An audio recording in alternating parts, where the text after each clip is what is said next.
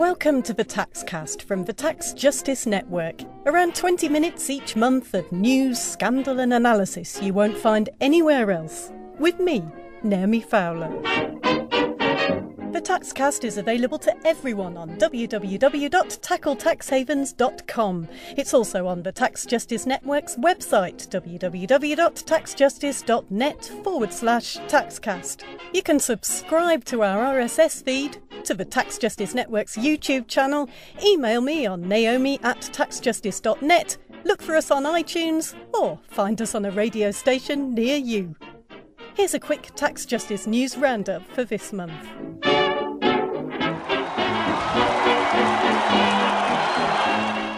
The beautiful game is in Brazil. Many thousands of people forcibly evicted, police brutality, pacification in Brazil's favelas, or free areas as Brazilians prefer to call them, and a tax-free extravaganza for FIFA and its World Cup sponsors. Millions have demonstrated across the country. Over 10,000 people occupied land next to one of the stadiums in protest at all the taxpayer money their government's throwing at subsidising huge multinational companies. Yet they haven't got the money for improving public services like healthcare and education. And protests haven't been kept out of the stadiums. Here's something you probably didn't hear on the media: football fans booing their Brazilian president and the head of FIFA. Listen to the reaction from the fans as their presence is announced at one of the matches. Please welcome FIFA President Joseph Blatter and the President of Brazil, Schulz.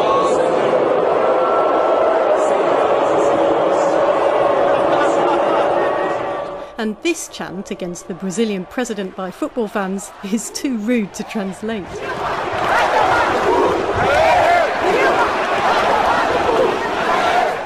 According to Christian Aid, Brazil's going to lose more than £300 million in tax revenue to World Cup sponsors like McDonald's and Budweiser. Like the Olympic events, countries wanting to host the World Cup must first agree to these massive tax exemptions. But now it looks like some governments are going off hosting these type of events.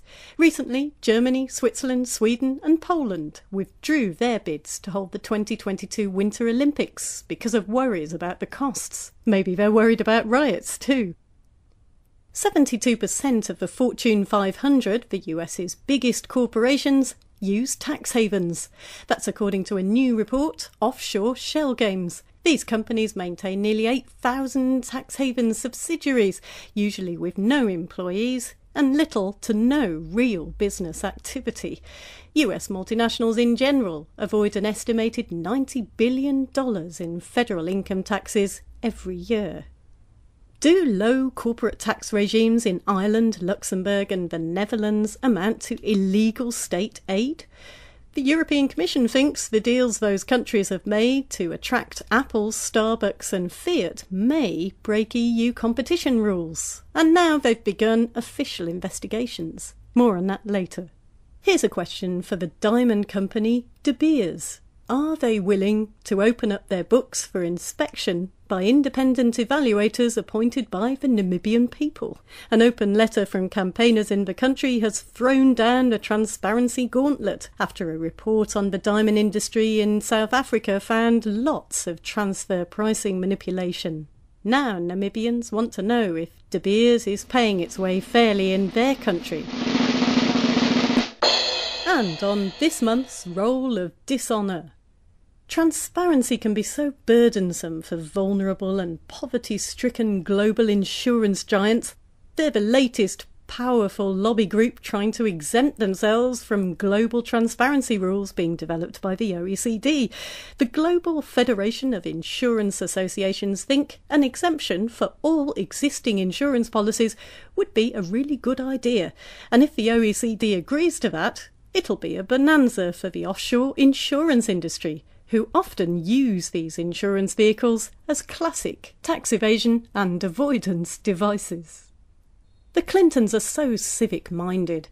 They've long supported an estate tax to stop inherited wealth dominating the United States. But it seems they didn't actually mean that fairness to apply to them. Here's Richard Rubin on Bloomberg TV. What you find is the Clintons using what's known as a residence trust. So they took their home in Chappaqua in Westchester County, New York, divided it into two parts, put each half into trusts, and then set that trust aside. And what that does is lets any appreciation in the house's value happen outside their estate. It lets them maybe claim a discount on the value of the house when they put it into the trust, which means they won't ultimately have to pay as much in estate taxes. Every dollar they save, they push outside the estate, you save 40 cents on the tax, and that's a big deal. You might think it's not that important who gets to be the next European Commission president. But when you discover the favourite is Jean-Claude Juncker, the former Prime Minister of the tax haven of Luxembourg, it puts a bit of a different spin on it. The British Prime Minister doesn't like him because he's not likely to grant any special concessions for the UK, which might please Cameron's anti-European voters. We don't like him at the Tax Justice Network because in the past this guy did all he could to block European anti-money laundering directives and tried to get discussions on finance reform to be held in secret. If he gets to be president, expect further EU transparency reform to take a back seat. And that's the Tax Justice Roundup for this month. Now we're going to talk to Nick Shaxson, author of the book Treasure Islands, for his take on this month. OK, Nick, let's talk about the European Commission first of all. They're investigating the corporate tax arrangements of Apple, Starbucks and Fiat in Ireland, the Netherlands and Luxembourg. And they're looking at whether these arrangements constitute illegal state aid because, of course, the EU single market has rules about distorting competition. They're looking at whether what's happening in those countries is incompatible with the EU single market. And just to remind people, according to Apple, Ireland gave them a special 2% tax rate about 30 years ago. I mean, Ireland has denied that. The EU tax commissioner has been saying some pretty strong things about tax competition between member states, or as we prefer to call it at the Tax Justice Network, tax wars. And he's said things like the EU can no longer afford freeloaders who reap huge benefits in the EU without contributing to the public purse. So what is happening here? What are the implications? Well, I think its hands are tied up to a certain point. I mean, governments do have a lot of autonomy to set their own tax rates and so on. It's a fairly narrow investigation that it's allowed to do, and this is an investigation into so-called tax rulings, and these are kind of sweetheart deals. Luxembourg, for example, by reputation, you can get yourself a nice tax ruling for your multinational company by taking their, Luxembourg officers out for a very nice lunch and discussing it over a bottle of champagne. And the EU has said that, if you're going to do this, if you can do sweetheart deals that are only available to certain kinds of companies but are not available to others, then that's illegal state aid. So these investigations have just begun. The European Commission is going to have to prove that the prices of the transactions, the tax rates that are being chosen are out of whack with what they should be in a supposedly free market. So they're looking for special tax rates that have no economic justification. Of course, this whole area is incredibly slippery and it's very difficult to get certainty on these things. So the outcome of this is still uncertain, but everybody knows, everybody in the business knows, I think everybody in the street who's been protesting about these matters also knows that these are sweetheart deals, these are special arrangements being given to large multinationals. But, on the question of law, it's going to be a bit of a battle, I think. OK, and what's your hunch? I mean, if they're able to prove that they've had favourable treatment, some of these companies, what does that mean? They pay the money back? They start changing the tax rates they're offering companies, or what? Well, they're going to have to change what they're doing. A lot of these deals last a long time, and so, companies that were expecting to get deals that stretch out into the future are going to have to face new tax rates and so on. It's still uncertain, but one of the things, there are lots of ways to be a tax haven. One is to cut your headline tax rates down to very low levels or zero, whatever. But there's another way of doing it, is to create loopholes that enable you, even if you have substantial headline tax rates, you allow corporations to dodge through all these loopholes. And another way is just lax enforcement, just turning a blind eye, having these tax rulings, letting large multinationals get away with stuff that they technically shouldn't be allowed to get away with under law.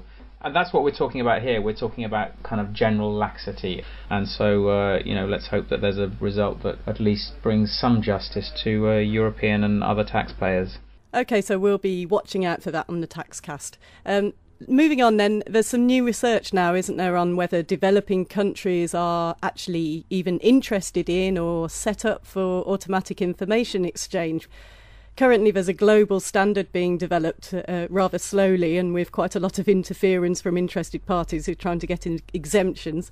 So are developing countries set up for this or not? Well, this is about if a country wants to get information out of a tax haven. In the past, it's been very difficult for them to do so. And until recently, the OECD has been pushing this very, very limited form of information exchange where you have to make a specific request about, already that there's somebody evading taxes, and you have to go to the jurisdiction and say, we believe this person is evading taxes, here's the bank account number, and then the jurisdiction will grudgingly give it to you.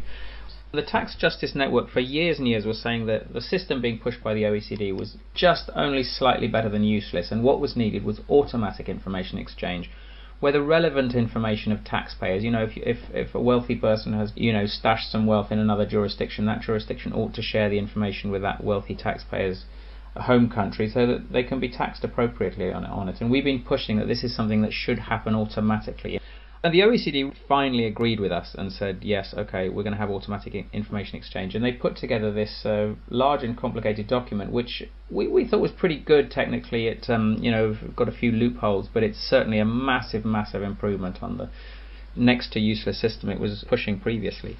But one of the big criticisms we have now is that there's this kind of bias built into the whole system, because developing countries are supposed to give reciprocity. In other words, if Tanzania is trying to get information out of Switzerland, they say, well, you, Tanzania, are also going to have to set up all the complicated information gathering processes so that all the Swiss people who've got their money stashed in Tanzanian banks are going to be able to get the information too, which is obviously ridiculous. When we're talking about secrecy, money is flowing from poor countries to rich countries. It's flowing from Nigeria to Switzerland and not the other way around. And then we had the head of the OECD tax department, Pascal Santamont, saying not so long ago that he thought developing countries weren't interested in automatic information exchange. They didn't want it, they didn't need it, they weren't set up for it, it was all too difficult and complicated for them. And he said this was on the basis of the research they'd done. So we, the Tax Justice Network, decided to go out and actually test this. We sent some surveys to a number of developing countries, and the results that came back were rather different from what the OECD had been saying. We found out that developing countries were interested in automatic information exchange.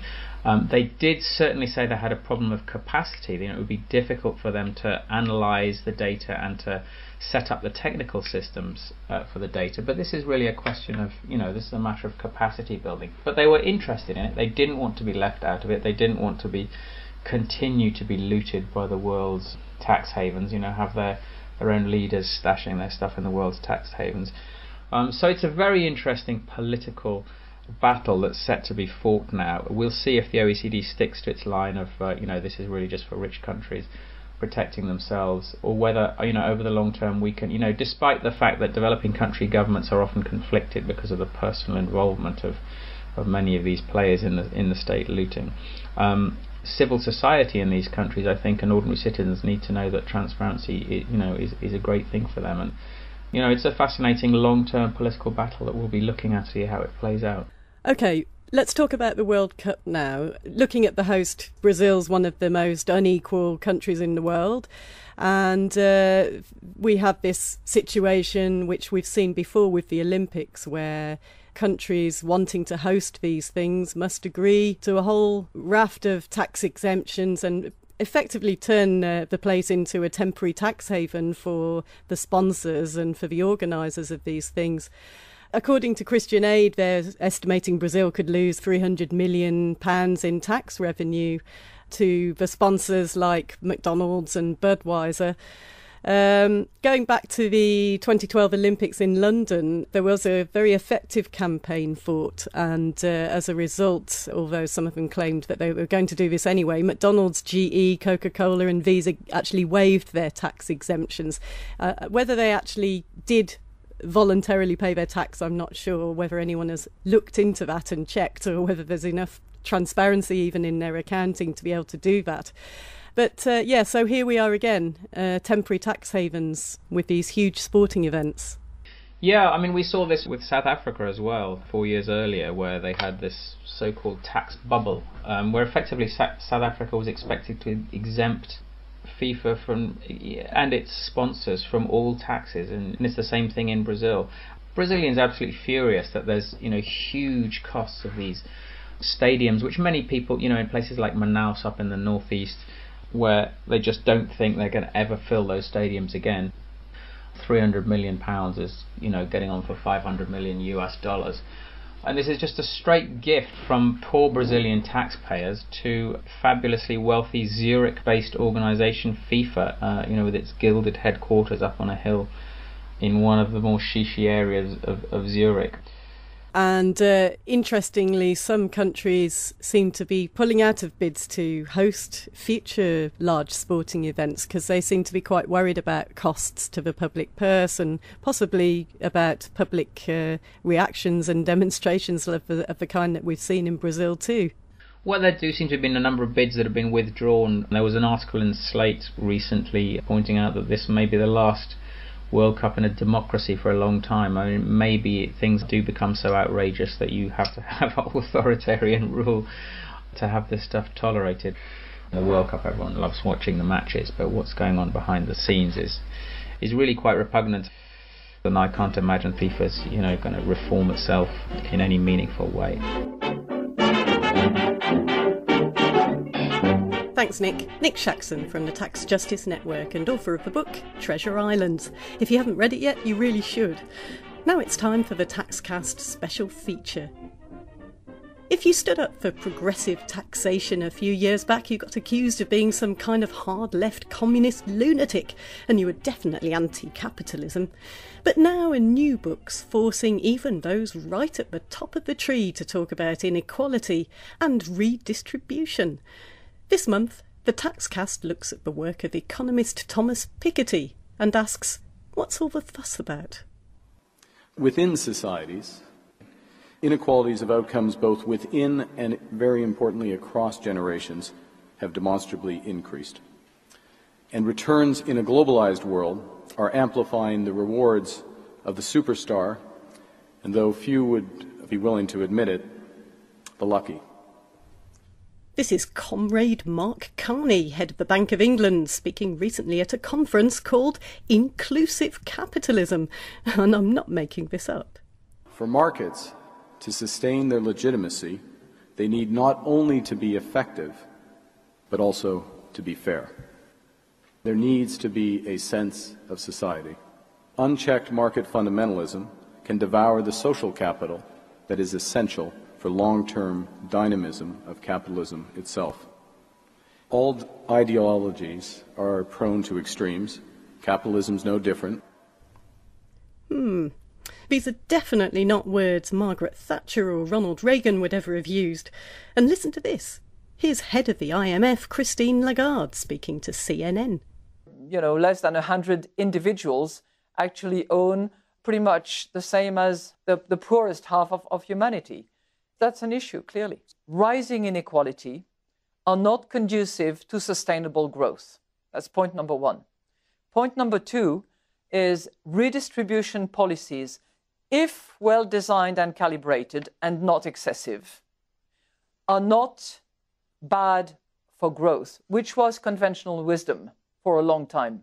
So, two surprising converts to the belief that capitalism needs to be fairer. But let's just get some perspective here. Christine Lagarde's salary plus perks is bigger than the US president's, and it's tax-free. And the head of the Bank of England, Mark Carney, earns over 30 times the average salary in the UK. So why have they got the inequality bug now?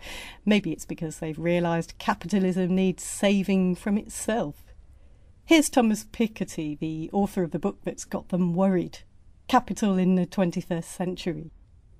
It's great to have entrepreneurs, it's great to have a new wealth being formed, but this has to be compatible with the size of the world economy.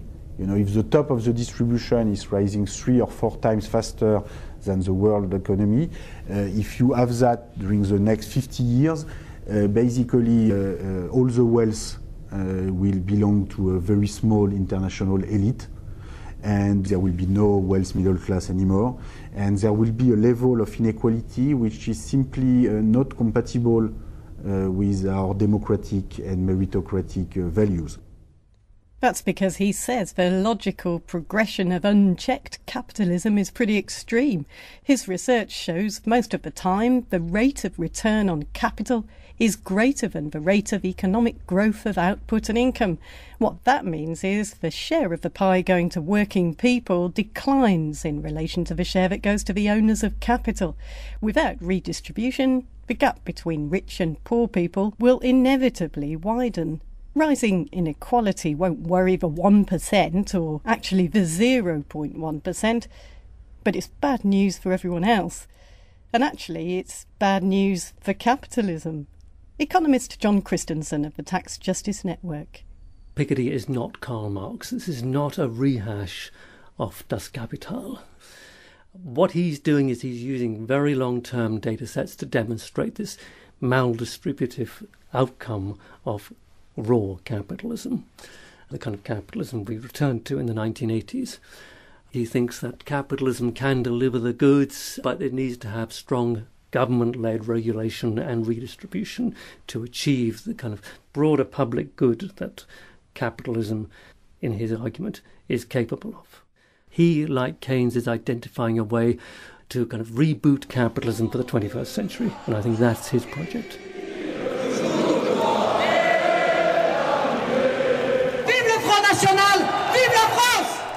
Thomas Piketty's book's been published at an interesting time of disillusionment in Europe. In the recent European election results, significant numbers of the electorate who decided to come out and vote rejected traditional political parties in favour of parties like France's Front National. I think all people looking to the result in France, this is a bad day for the European Union when a party with such an open racist, xenophobic and anti-Semite program gets 25 or 24% of the voters in France. But this is not the only country. The reasons behind such a vote for a party like this party in France is not that people are hardcore extremists. Behind the vote is a lot of disappointment, complete loss of trust that we as Europeans care about these people and their faith and the future of their children. That's a rather shaken European Commission presidency hopeful, Martin Schulz. It seems like it's more than time to try and address inequality. John Christensen. The current situation is untenable. And I think it's helpful that it's a Frenchman who's coming forward with this analysis, because the French have a past experience. They have track record when it comes to situations where massive wealth inequalities leads to revolutionary situations and complete breakdowns. Yes, and the guillotine can testify to that. Yes, Madame Guillotine will be back on the streets. The civilised solution to this lies with progressive taxation. This is a quote from him. Progressive income tax is indispensable for making sure everyone benefits from globalisation, and the increasingly glaring absence of progressive taxation may ultimately undermine support for the globalised economy. And that is exactly, you could argue, what we're seeing now with the aftermath of the European elections, where this frustration of people who haven't benefited seems to be finding expression in anti-immigration sentiment rather than anti-inequality sentiment, you could say. And far too many people see actually that their situation has deteriorated. Their jobs are more fragile. Their incomes have at best stood still, in many cases declined in real terms. Their pensions have gone. Their grandchildren and their children's prospects are diminished. And the potential for kickback against that and return to petty nationalism is enormous. It does mean that the momentum for a better globalisation will not be achieved unless politicians recognise that benefits need to be more broadly spread. In his analysis, and certainly the data he produces, paints a very compelling picture that he's correct. We're going to see low rates of growth through the 21st century accompanied by a huge concentration of wealth in the hands of a tiny minority. The sustained long-term periods of growth that we saw in the capitalist West in the 1950s, the 1960s and the 1970s is unlikely that's going to be repeated. Right, and I suppose the most depressing part is that Piketty seems to see the social gains in many countries after the First and Second World War as historical aberrations, so not likely to happen again. Things like the creation of a welfare state and strong public services like the National Health Service, the rise of trade union power, investment in public education, the introduction of progressive taxation, a higher standard of living for the middle classes. And now those tendencies towards greater equality provoked by those kind of international emergencies have been reversed. Here's Thomas Piketty speaking to the magazine Foreign Affairs. I think one of the historical lessons of the book is that 19th century inequality was not useful for growth. European countries, in particular, that had a very extreme concentration of wealth until World War I, had a much more equal distribution of property in the 50s, 60s, and this did not prevent growth from happening. Quite the opposite, in fact. So, we should be worried about returning to the kind of extreme inequalities that we had in the 19th century. John Christensen. We're back to business as usual for capitalism. That is, capitalism has no trend towards convergence and greater equality. Actually, the long-term trend is towards divergence and greater inequality.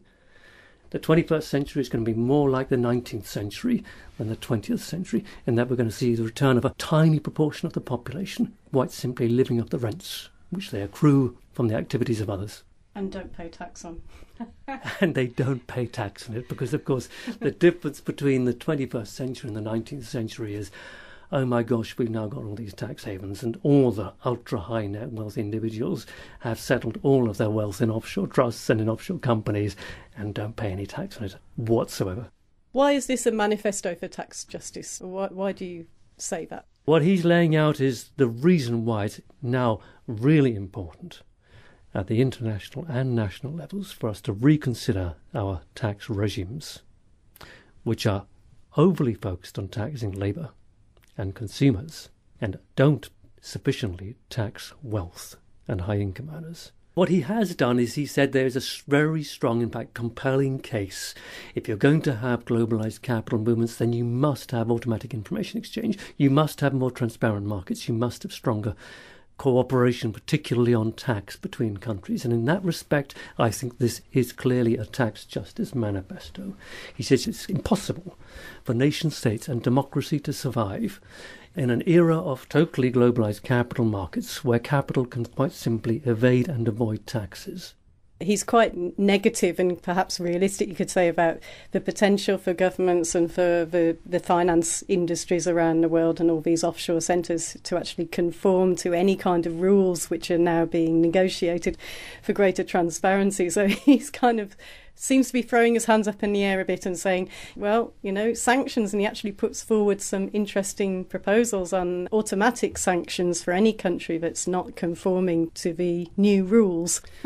Well, Piketty is absolutely right when he says that countries like Luxembourg and Switzerland and the British tax havens simply will not cooperate until they're brought kicking and screaming to the table. And that's precisely been our experience of the tax justice movement, that these countries will do everything in their power to resist trends towards international cooperation. I'm very glad that Piketty talks about sanctions. But I also am very glad that he mentions some things which are an absolute taboo for most politicians. He talks about, there is no truth whatsoever to this idea that chief executives will work less hard if they're taxed at a higher progressive rate. And he also calls for much higher wealth taxes to tackle the plutocrats and the oligarchs of this world. He puts forward the idea of a 10% annual wealth tax for these extraordinary billionaire fortunes that have been built up. This might appear provocative, But frankly, we have reached the stage in the global economy where wealth is so badly distributed and it is actually harming prospects across the world. And I think that's being recognised increasingly by the IMF and others, that the current situation is untenable. You've been listening to the Taxcast from the Tax Justice Network. We'll be back next month.